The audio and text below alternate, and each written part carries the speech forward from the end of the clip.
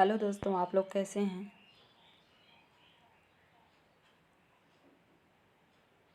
आज हम लोग सीटेट हिंदी पेडागोजी करेंगे। हिंदी शिक्षण शास्त्रीय अधिगम एवं अर्जन।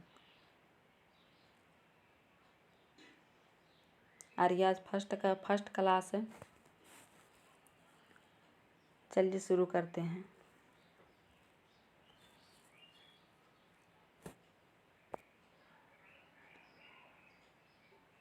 अधिगम।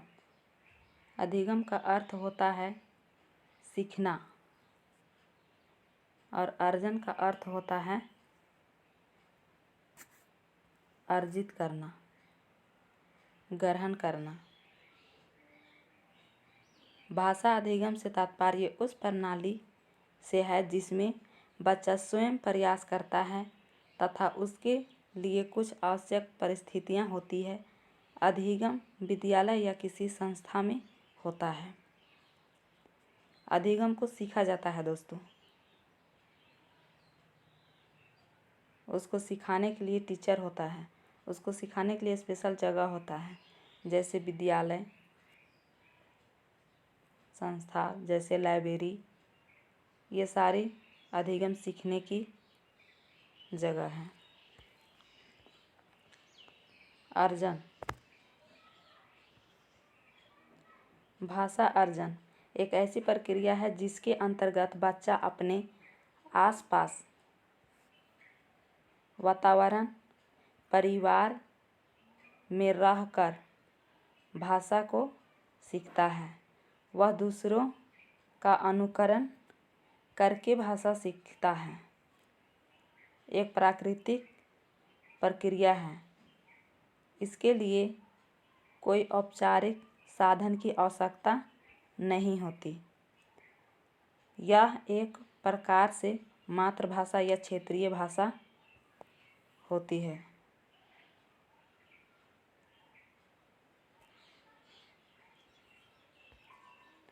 भाषा अर्जन से संबंधित महत्वपूर्ण बिंदु।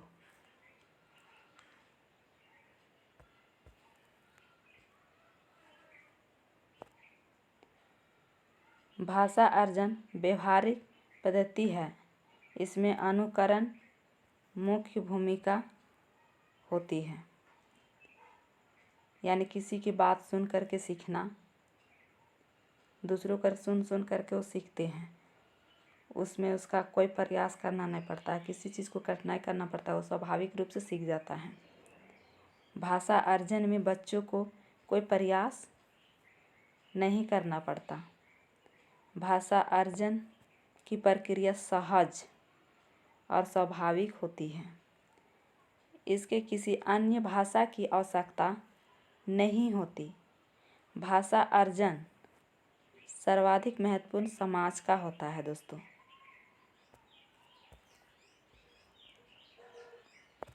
भाषा अधिगम से संबंधित तथ्य। भाषा अधिगम औपचारिक शिक्षा के द्वारा किया जाता है। भाषा अधिगम विद्यालय में प्रयास होता है।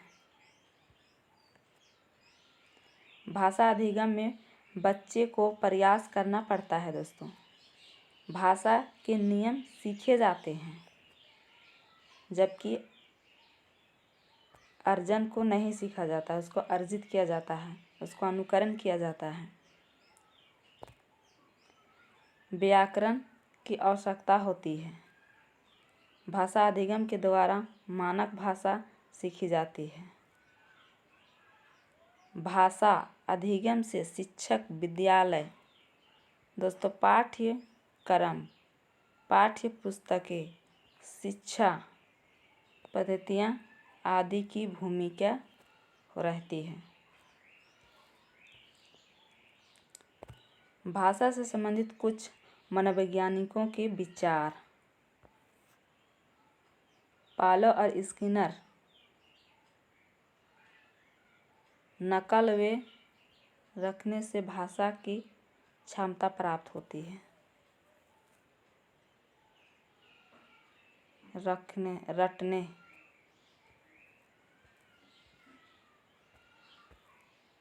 चॉम्स्की, बच्चों में भाषा अर्जन की क्षमता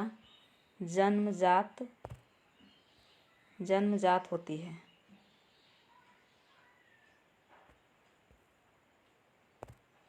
पियाजे के अनुसार भाषा अन्य संज्ञानात्मक तंत्रों की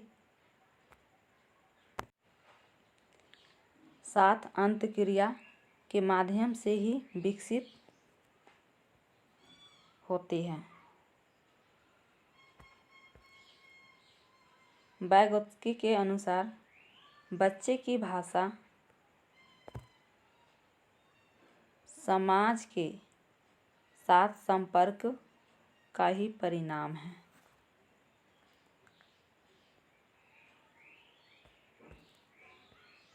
अति महत्वपूर्ण बिंदु, मानक भाषा अथवा द्वितीय भाषा सीखने में मातृभाषा का व्यवघात होता है।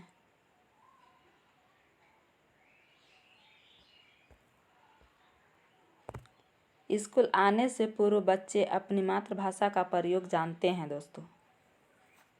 अपना मातृभाषा लेकर के स्कूल आते हैं।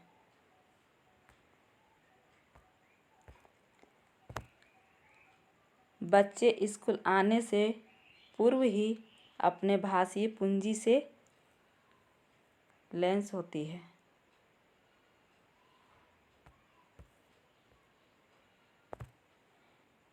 गृह कार्य बच्चे के सीखने को विस्तार देता है। प्राथमिक स्तर पर शिक्षा का माध्यम बच्चे की मातृभाषा होना चाहिए।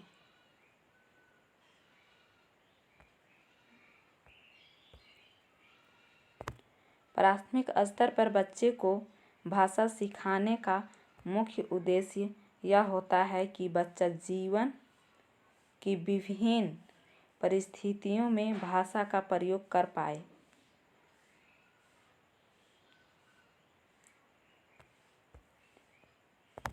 कक्षा में बच्चे मातृभाषा को सदैव देना चाहिए।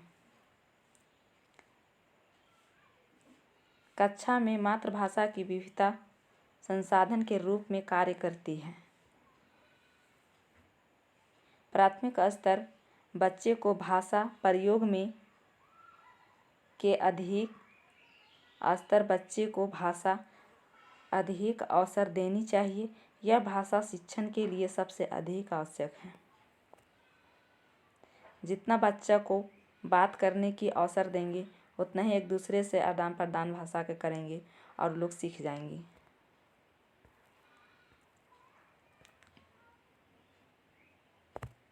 भाषा शिक्षण के सिद्धांत।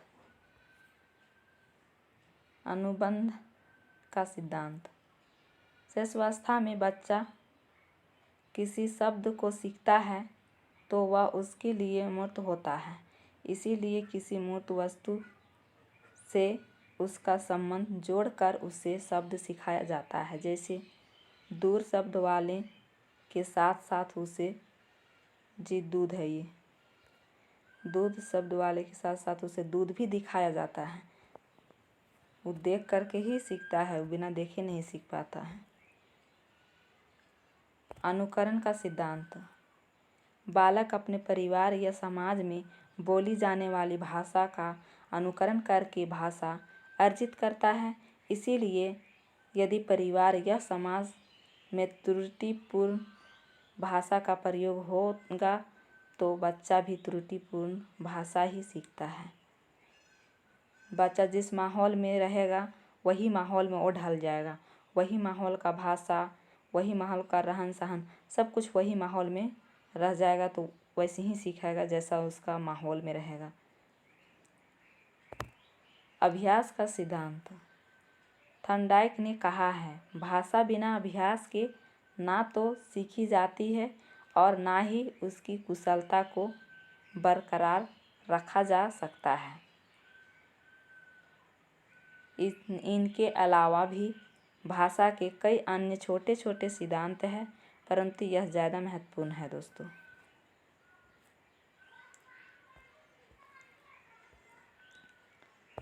भाषा सीखने का साधन। अनुकरण, खेल, कहानी सुनना, वार्तालाप तथा बातचीत, प्रश्न उत्तर। जितना बच्चा खुद से प्रश्न उत्तर करेंगे उतना ही उन लोगों को भाषा में विकास होगा, जितना ही उसको भाषा सीखने में साधन मिलेगा। वार्तालाप जितना करेगा उतना ही उनको अच्छा है। कहानी सुनकर भी भाषा सीख जाएगा। खेल खेल में भी सीखता है। अनुकरण, दूसरों को बात सुन करके। महत्वपूर्ण बिंदु, भाषा सिखाने के लिए ऐसी गतिविधियाँ करानी चाहिए जिससे बच्चे को भाषा प्रयोग एवं अभिव्यक्ति के अधिक से अवसर मिले।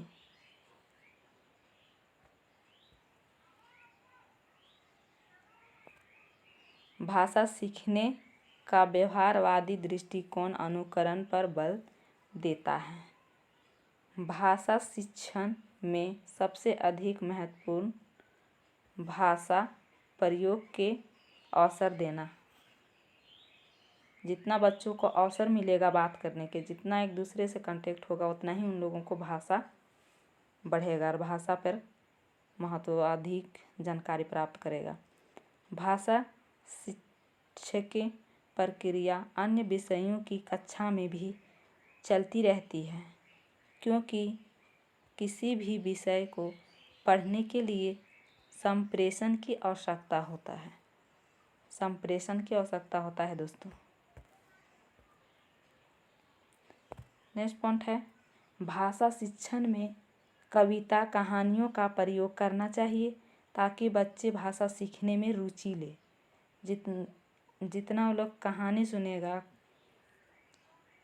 उतना ही उन लोगों को भाषा में रुचि होगा, या बात करने में, या कुछ भी क्वेश्चन होगा पूछेगा कि हाँ अब क्या हुआ, अब क्या हुआ, इसका बाद क्या हुआ, इसका बाद क्या हुआ, तो उन लोगों ने वैसे ही करके उनको रुचि बढ़ जाएगा और वो एक्टिव हो जाएगा पढ़ने के लिए। नेक्स्ट पॉइंट है, कहानी, कविता, नाटकों का प्रयोग कक्षा में निम्न उद्देश्यों की पूर्ति करता है। बच्चा भाषा नाटकों से भी सीखता है।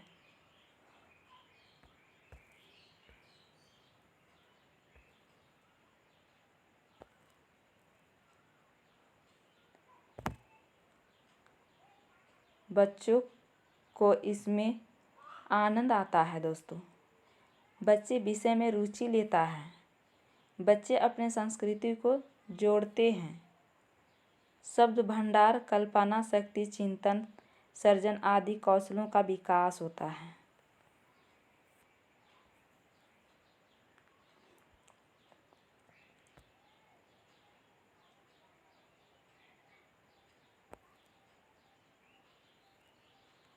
तो दोस्तों